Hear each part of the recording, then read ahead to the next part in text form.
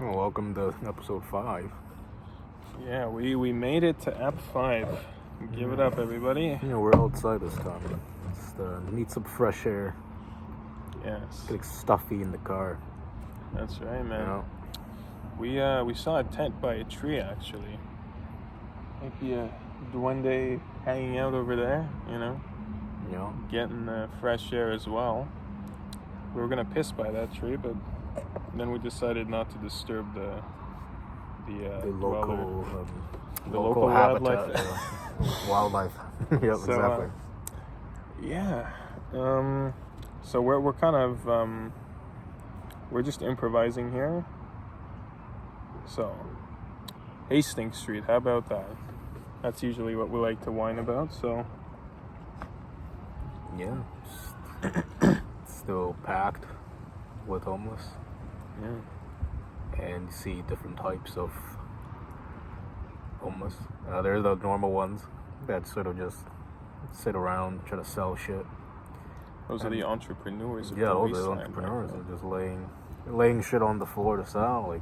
But most of them are stolen, of course. But in a way they're just flipping goods, Yeah, And so- sometimes you find, like a hidden gem, like a headset that doesn't work, then I've seen. You went shopping there? No, I mean I went looking around because it reminded me of like when my dad used to sell shit off the floor. Right, the smuggling, you mean? Or? Yeah, that's. Mm. He started selling shit off a blanket on the floor back in like communist China, but basically, Wow. when it was I guess there weren't that many rules or laws, or just people didn't really enforce that kind of shit. So that's how he started selling shit on the floor on the street when he was 18, and then from there he went into smuggling goods between Hong Kong and mainland.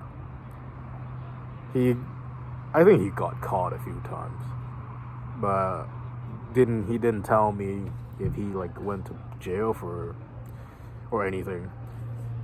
So he would basically know people who like have these boats that travel between Hong Kong and mainland, and like basically just the city right above Hong Kong. And that was actually the area was popular for people that wanted to go into Hong Kong like illegally. But some of them, like actually my aunts and uncles, some of them actually had to swim across the ocean from mainland and try to get into Hong Kong illegally. Oh my god. Well, now of course they're legal, but so you can't really do anything, put them in jail anymore because they've already served their time. They've actually they were caught and put in the jail. Wait, how long for? A few months at a time. Oh, that's not so bad. So yes, my aunts and uncles had to make like a few tries before actually arriving in Hong Kong, and then like there's this guy who like their handler that tells them where to go to get their IDs. Okay, back. Sorry for the interruption there. It's back to where I was talking about. Yeah, both my dad and my aunts and uncles were caught by the CCP or whatever and brought back to jail. And then afterwards, they just rinse and repeat. Try it again until they finally got into Hong Kong. Well, not my dad. He was just a smuggler. So for him, he would smuggle goods like cameras, radios, like basically technology. Ooh. Because back then China didn't have any of that, or they weren't popular. They were basically contraband. They weren't allowed to have shit like that from Hong Kong, and they didn't sell that locally. So when a person actually ends up getting like a TV or a radio, like the whole town or whole village sort of just show up and like would use the appliance all together. Wow. And whoever got the technology was like, they were the big deal. Like they made it or whatever. But my dad just smuggled all the goods. It's basically Asian Han Solo back then. Oh man, that's the coolest shit ever, eh? Yeah, and then from there, after the last time he got caught, he actually would have gone into prison for a very long time, but then somehow he didn't. I remember him saying like one of his partners didn't end up ratting him out for something. That's how he actually made it out and didn't have to go to jail. So anyways, from there on, he now we're just talking about my dad. From Han Solo, man. from talking about the homeless and to like talking about my dad now. Yeah, so and then eventually he started his own clothing company and had his own factory and had 700 employees. Whoa. And then had a building where the employees would live in. Did that for a few years. So he had his own sweatshop, basically? Basically. Wow. Climbing the ladder.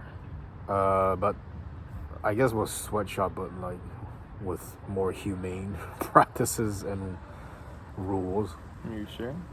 I mean, I was there. I was walking around. Oh, okay. I would visit the factories with him. Wow.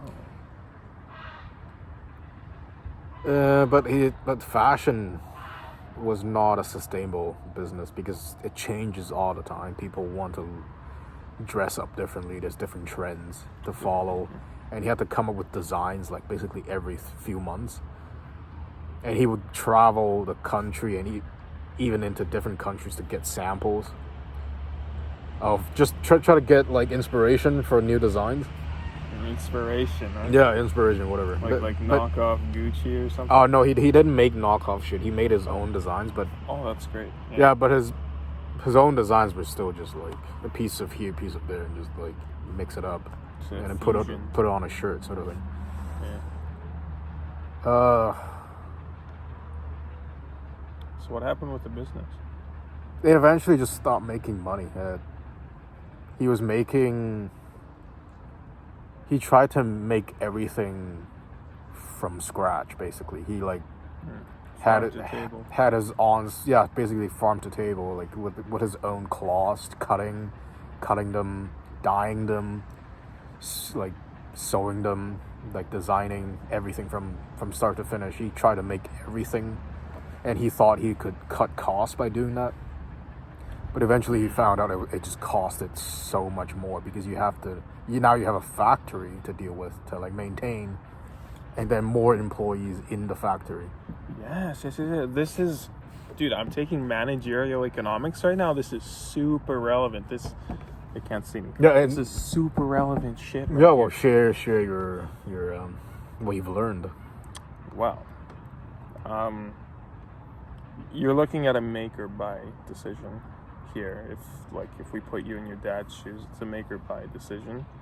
If you want to do everything from scratch, typically you're going to want to have a lot of demand, and you're going to have to you have to have a big operation. You're going to have to actually pull that off and to make all your own stuff and to sell it. You need a lot of demand, and you need basically to make all your own shit. You can do that, but you need to be really big first, right? Because then you can take advantage of the economies of scale, which is basically if you scale things up to a certain point, then you're basically efficient enough to do everything yourself, and you don't have to go to an external supplier. And it's they basically, when you internalize a lot of processes raw materials, the processing costs, the selling, whatever, that's it's called integration.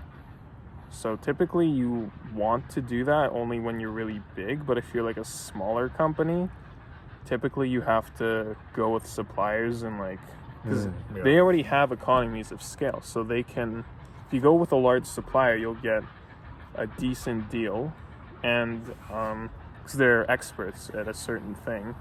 So you can get probably the cloth from one supplier, have it assembled or manufactured or sewed together by another company, and then it goes to him and he can sell it to retailers. But that's my understanding of it, because we discussed this in class today. But if you want to do everything yourself in your small company, you either need to have a really simple process, or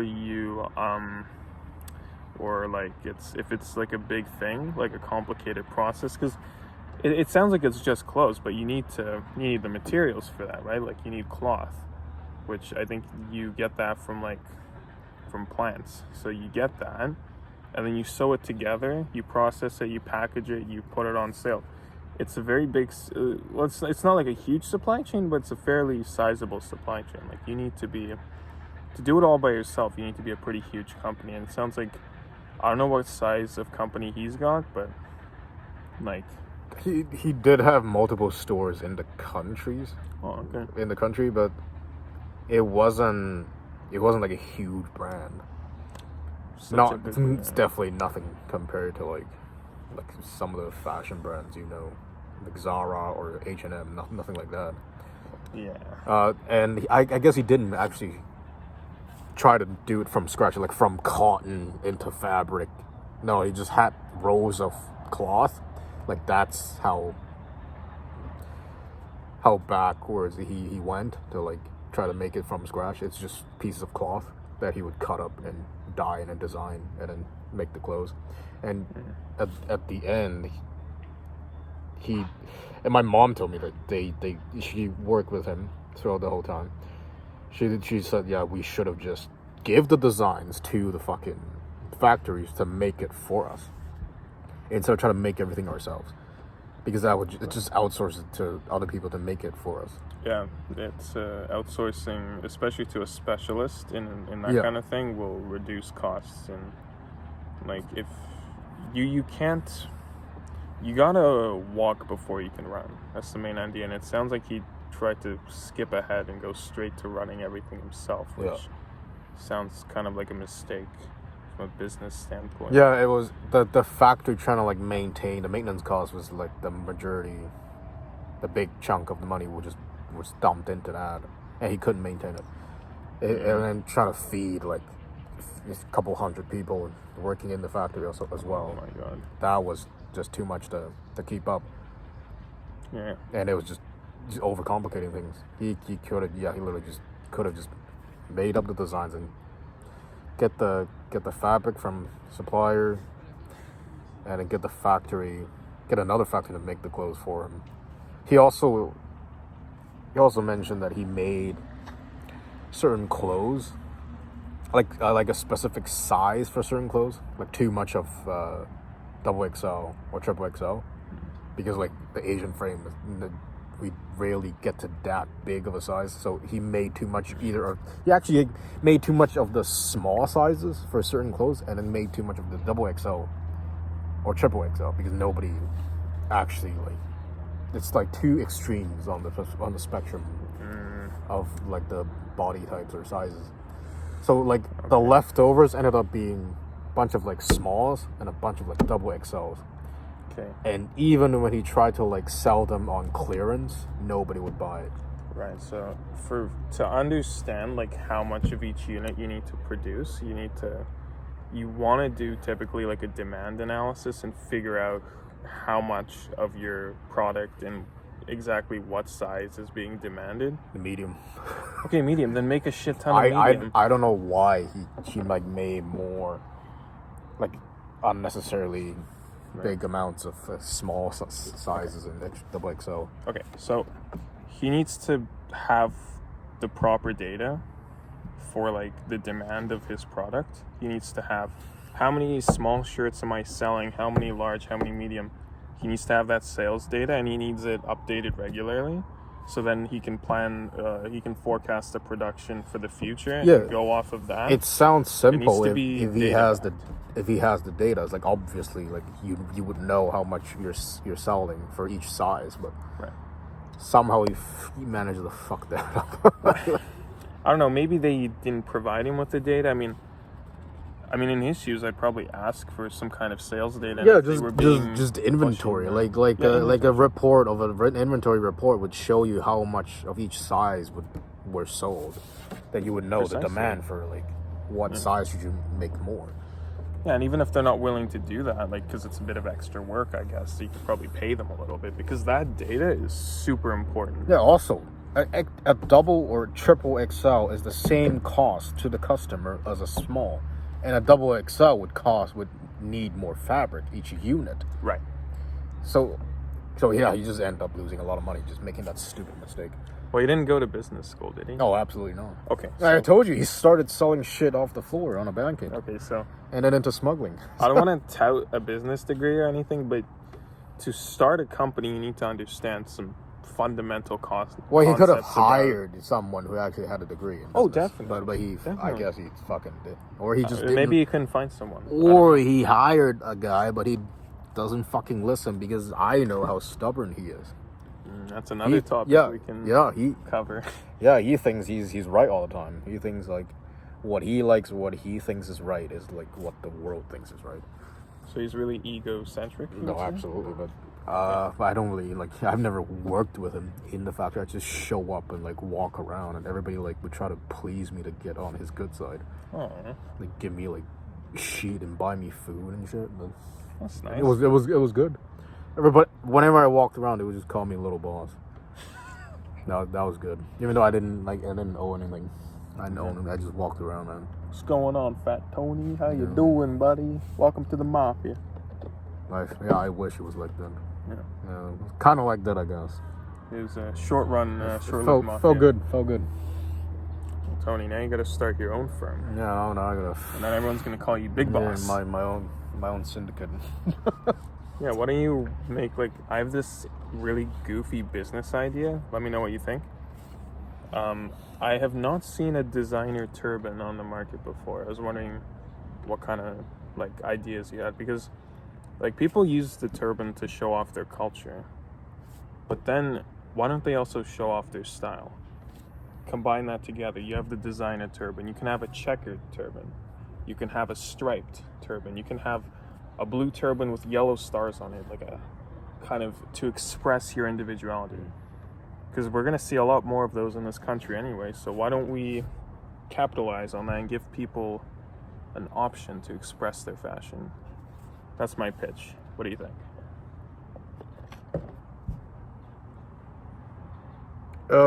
I don't know much about the reason or the culture or religious aspect of behind. You don't need to. Behind why they rap it, why they don't go for more adventurous designs or colors.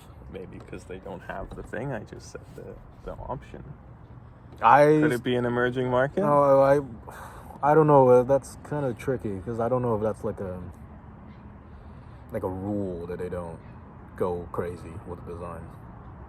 Because literally just a piece of cloth that they wrap around their head. I know, but I know this dude. He once wore a pink turban. At that point, I think they don't have much of a rule for it. I think it's just cloth on your head, wrap it up a certain way. Bob's your uncle, so why not make that cloth more stylish? Well, you want to do a Versace turban? Yes. Oh shit! Sorry. Wait. Tony, help me. We're working with phones just propped up against a bottle. That's right. Don't have the proper equipment. But Versace turban, maybe even a Lamborghini turban. How cool would that be? Sponsored by. Sponsored? Body, we're mint. What Supreme X Rolex turbans? Oh, 200%. I'm on board. You can have whatever you want on your turban. Limited edition, right? Oh yeah, you could do a limited run. You could have a golden fabric turban. Dude, just thinking about that gets me excited. It's a fantastic idea. Carbon fiber. I think we're going a bit far. Kevlar with Gore-Tex. Okay. Let's take it one step at a time. Yeah, the Arc'teryx, you know what I'm saying? Arc'teryx. Waterproof turban. That's what we need. You know what? I like your thinking, yeah. Maybe a waterproof. I think we should fuck around with the materials a bit later, though. I want to get more into the designs first. Yeah, of course. Design first, and then we can kind of branch off into different areas. But I just we got billions of customers. I just need to make sure that's culturally appropriate.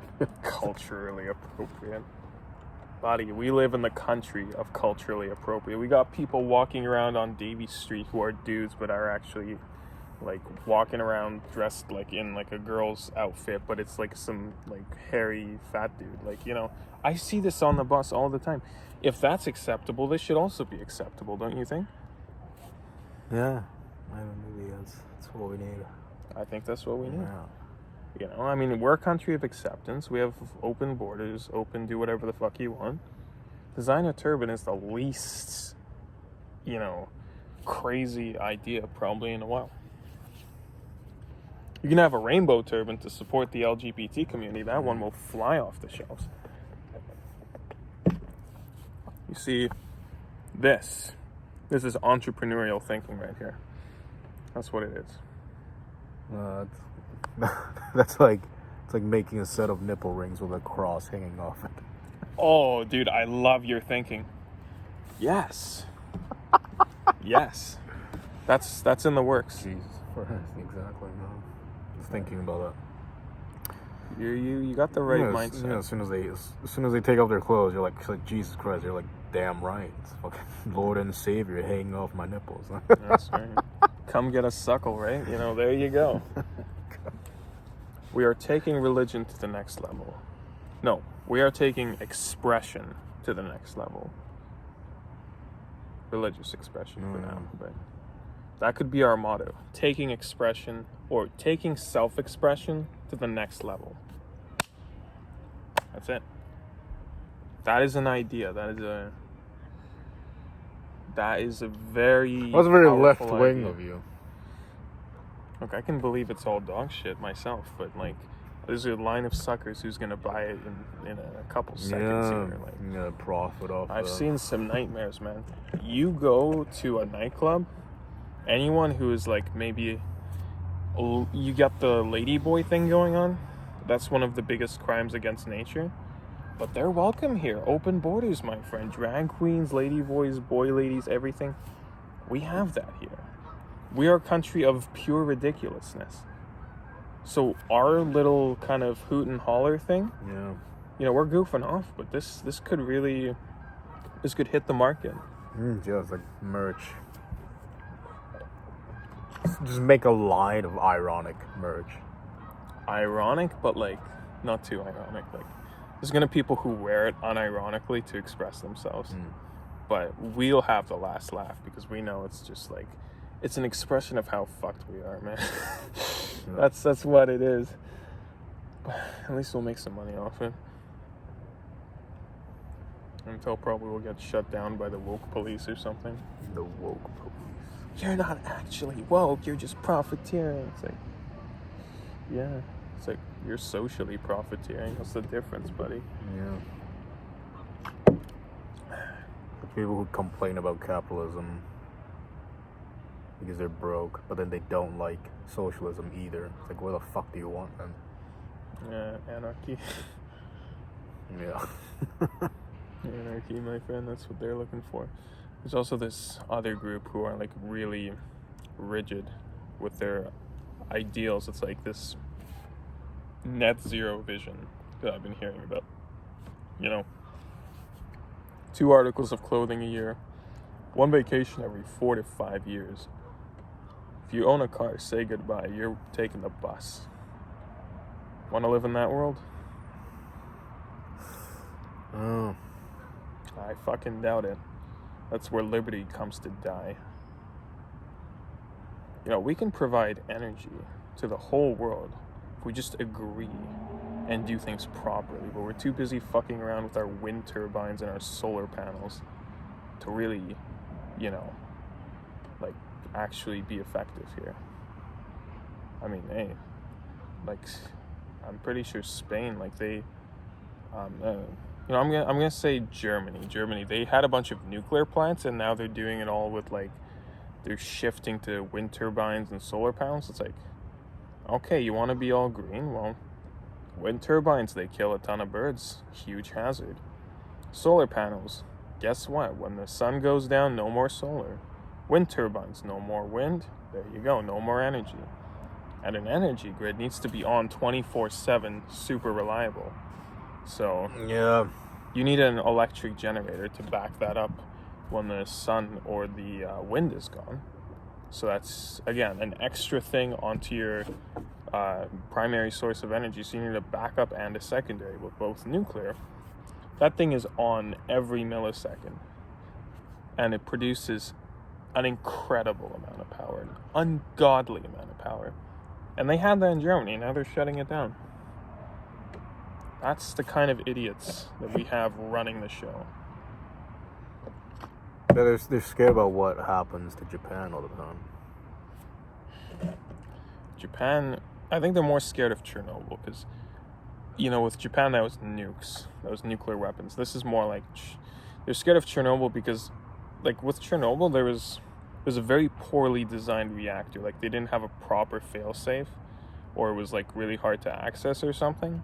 I have a buddy who's actually really who knows about this in detail, and he told me, it was a shitty design, and like it leaked and they couldn't get to it in time, and it just, Chernobyl was just basically like a little slice of fallout right there in the middle of Ukraine. It's right there. What about using dams like we do here? BC Hydro certainly has a place. I mean, I'm not an expert on dams. I mean, if you're okay with hurting a few fish, I guess it's fine. But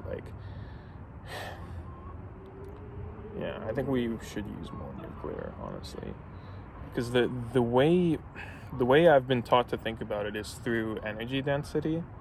So like, if we look at it calorically, the kind of wind turbine, solar panel thing, that's like eating a leaf of kale.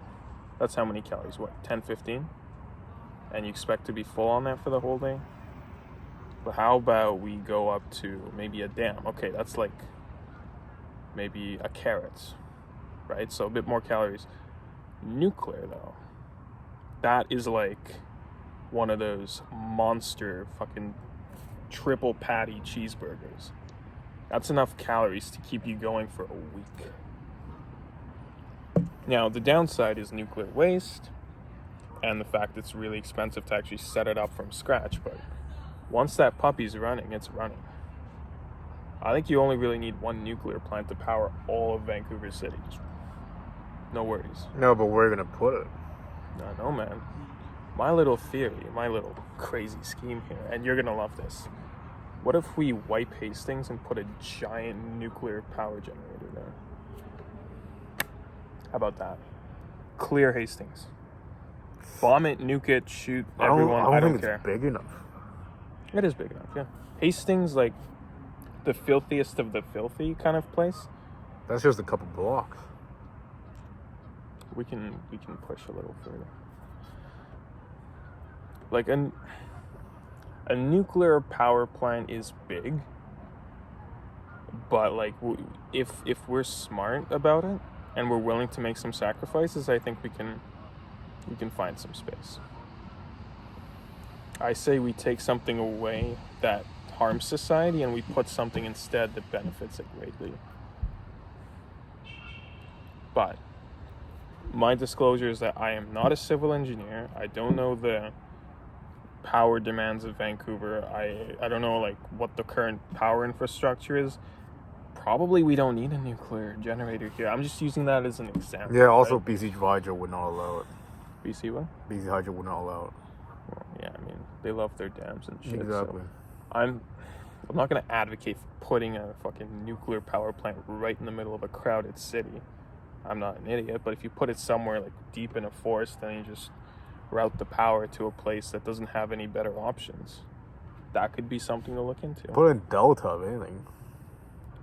I don't know. What's Delta going to do with all that power, though? But, like, because nobody goes to Delta. That's, like... Oh, put the nuclear thing in Delta. Yeah, the nuclear thing in Delta. Sure. Just going to have to talk to a bunch of higher-ups first. A lot of provincial and municipal bureaucrats. We struggle to even add a bridge between the North Shore and Vancouver. So, I don't know what costs more, a bridge or a power plant. Well, we'll have to ask a civil engineer and Definitely need a bridge. Like the traffic here is insane. Yeah. And when one bridge is closed off because of an accident, car accident, they just seal the whole bridge, and then everybody has to go to the other bridge. Okay. Well, the thing is with building a bridge, the one that you're talking about, Second Narrows, right? Yeah, last time Second Narrow, there was an accident there. They just sealed it off, and then everybody had to go the other way to like Lionsgate. Have you noticed that both of those bridges are really fucking high? That's the thing, Tony, because they have to let the giant like cargo ships through, so it needs to be like 1,000 feet high or something. Or you could Dylan mentioned that you could just build or like an underwater tunnel, or you could just add another sea bus between like somewhere Horseshoe Bay to like UBC. I'll say sea bus sounds much simpler at this point. But then sea bus don't really, they can't really carry cars. No, it's just people. Yeah, well then... It doesn't make sense doing like a ferry. Just to carry cars over. Yeah. Man, that cold brew hits hard. So when it comes to the bridge idea, that is going to be millions upon millions upon millions of dollars. They spent $7 million just to fix up that intersection on Robson and Butte or something. Yeah, like what the fuck? And they didn't do shit there. I don't see any really change, besides just like a wider like path for pedestrian. That's about it. Well, we have a lot of urban planners and bureaucrats in charge of the very limited funding that we're allocated. It's a system of scarcity, Tony. To build a bridge, they'll have to wait for the next 365 years, probably, and like hold on to every penny if they wanted to actually build another Second Narrows between North Shore and Vancouver. It's constrained financially by a system that's just not really providing enough for that kind of ambitious thinking. It's very much like the public funding in general is super constrained, right? And then we whine about taxes, justifiably, but this isn't a novel idea, but I think rich people should be paying way fucking more. Not just rich people, but corporations. Like the wealthiest of the wealthy. Walmart, Canadian Tire, Save-On, Yeah, but everyone. there are rules where the rich people rules, exploit too. Loopholes, to avoid and dodge the taxes, which make them even more money. Yep. That's how they became rich in the first place. Well, part of it. Well, it's economies of scale. It's having the demand, having the infrastructure, having a monopoly, having an oligopoly, all of these things.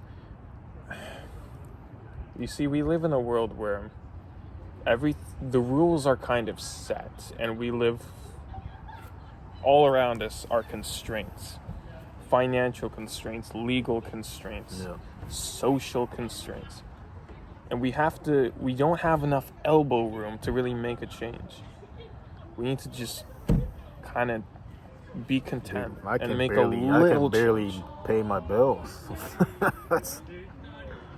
Well, like minimum wage in BC, like they just increased it recently, 1785, but the living cost in Vancouver is crazy, and minimum wage in Vancouver versus minimum wage in like Kamloops or northern BC is a completely different story.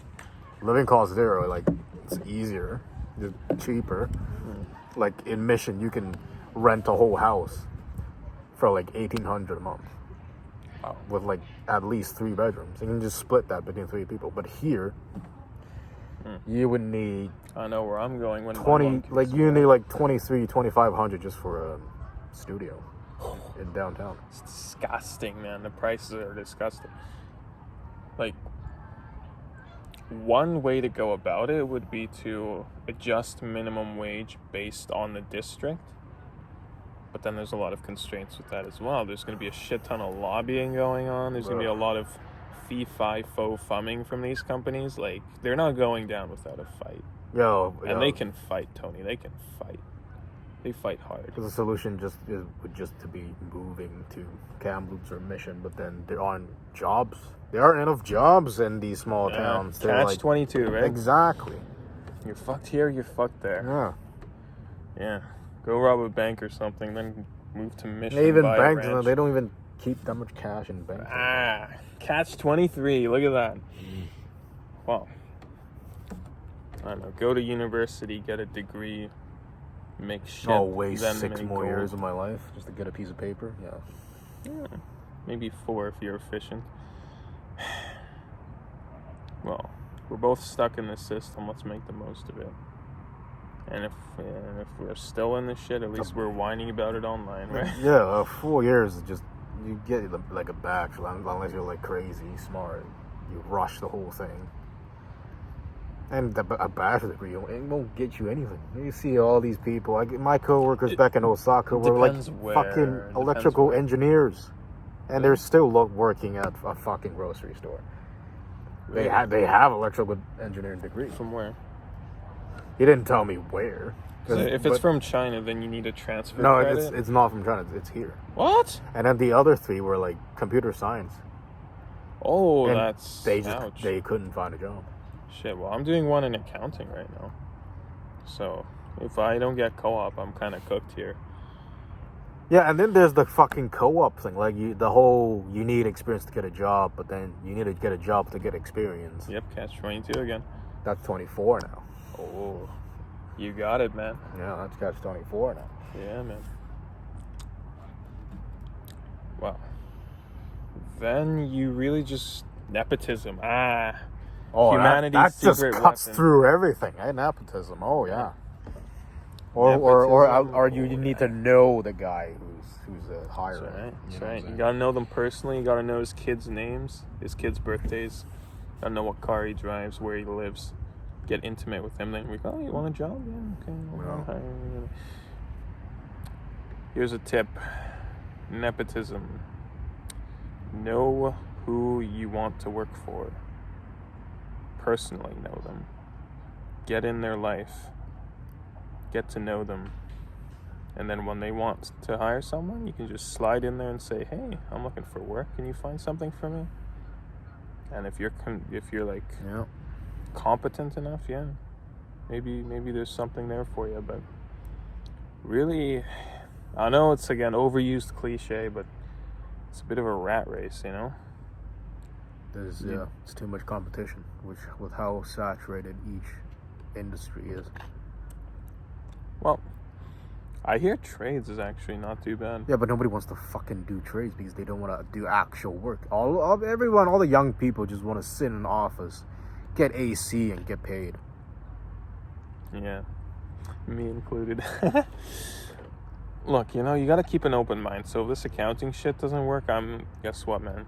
I'm going to be looking into maybe something to do with electrician or something like that. The electrician is I heard, is the cleanest and more, it's like a higher tier for like blue collar.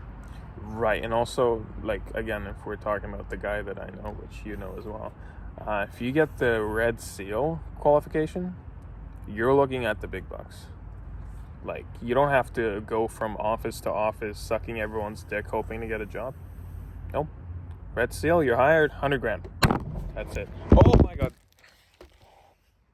Anyway,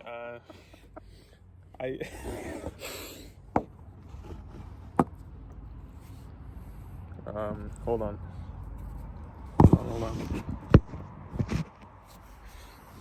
So, you want to hash anything else out? Because we're running at 35 minutes right now. Yeah, I mean, back to the job thing. Yeah, I looked up Work BC, like the most in-demand jobs recently. It's still, the top is cooks for some reason, because I guess I've worked in kitchens and it's fucking bullshit work. There's rarely any benefits unless you go on salary. If you're paid by the hour, but there's tips, and it's hard work. Yeah, you rarely get any breaks, because especially when the restaurant's busy, a lot of customers come in, and it's hot, and it's dangerous at times, especially if you get very tired and you're working in front of a fryer or something. Anything can happen. Work injuries, you get cuts, burns all the time. So it makes sense why it's the most in demand. Like, and then the second is like construction. Again, like hard work that nobody wants to do. So of course it's gonna be the highest in demand. And then and then lower than that, it's just like other trades basically. Yeah, well, trades are kind of underrated, to be honest. A lot of people want sedentary work, as you said, AC on, office chair activated, computer, checking emails, making small talk with people you don't really give a shit about. I mean, that's the life, but, again, if everyone wants something, then, there's going to be a lot of disappointment, because limited quantity and too much demand. So, Yep. You're going to have to manage your expectations, look somewhere else, make some compromises, maybe come up with something different. But the path for success, it's different for everyone. Often, oh, come on, this is my monologue. Fucking hell. You good? Yeah. Anyway, no, Tony, you're cutting me out. There we go. The path to success, it's different for everyone. It's often blurry. You can't see a clear path, but you need to give it a lot of deep thought. You gotta research things, you gotta talk to a lot of people, and you gotta do a lot of self understanding. You gotta really dig deep and look for what you want. But if you do all of that work, chances are you'll probably find something that's not too shitty, I would say. Chances are. But, still, luck does definitely play a huge role. But control what you can, fuck what you don't, and Bob's your uncle. That's the whole career choice, life purpose, following passion. It's a loaded question. The passion changes all the time. One thing I'm interested in, one thing, and then it switched to another, and then you lose complete interest in that one thing that you used to love. And then when that interest becomes a job, it's completely different. When hobby turns into a job, it just sucks out all the joy, and it becomes repetitive. So following your passion, in my experience, it works for a while, for a bit, until you get burnt out from all the repetition and the pressure, because now you're getting paid to do it. You have standards. You can't just do it whenever you want, or whenever you feel creative or inspired. It's like you have to show up every fucking day. So like, yeah, you're milking it dry. Basically. Yeah, it's like, yeah. So we don't really know. I mean, I used to be in a men's group, and we all talk about the same thing. People in their 50s and 60s, they still don't know what the fuck they're supposed to do, and still question their career choices, and it still just means to an end, to get paid, get a paycheck, whatever they're doing for work. And a lot of them still hate their jobs and still don't know what their life purpose is, even at that age. So, conclusion for them is like, nobody has it figured out. Well, and the pressure a lot of us put on ourselves to have to figure everything out by a certain age, it's harder. It's just harder to do now. Yeah. With all the distraction too, like that's another topic. Like what people, like all the social media, different influences from the news or YouTube or the fucking movies you watch, all tell you to do different things, but are you actually doing it because you want to do it or because you're told to do it? There's also like parental pressures with different cultures. With mine, especially Asian culture. Oh yeah, big time. Yeah. What does your dad want you to do? Oh, he doesn't care anymore. Oh fuck. He's at the age where he's like, oh, I'm just gonna chill and retire, basically. Which is good. It gives me space to like let me think and discover what I actually want to do. It's definitely better than having him say, like, I definitely would want to like, be an engineer, like, Tony. Fuck that. I'd rather do this. Just talk in front of a camera about bullshit. Well, hey, that's what Joe Rogan does, and he gets paid good money for it. Yeah, everyone's doing a podcast nowadays. Yeah, we're self-aware. We're self-aware. We are. Yeah. So, looking at a 42-minute video now. Yeah, it's... Any closing remarks?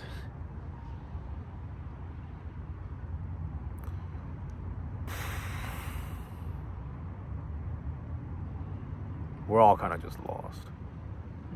Like, and free will is kind of an illusion.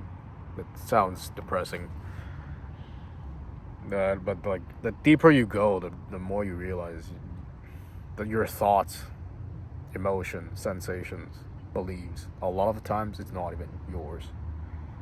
It was created by your circumstance, your upbringing, your external influences.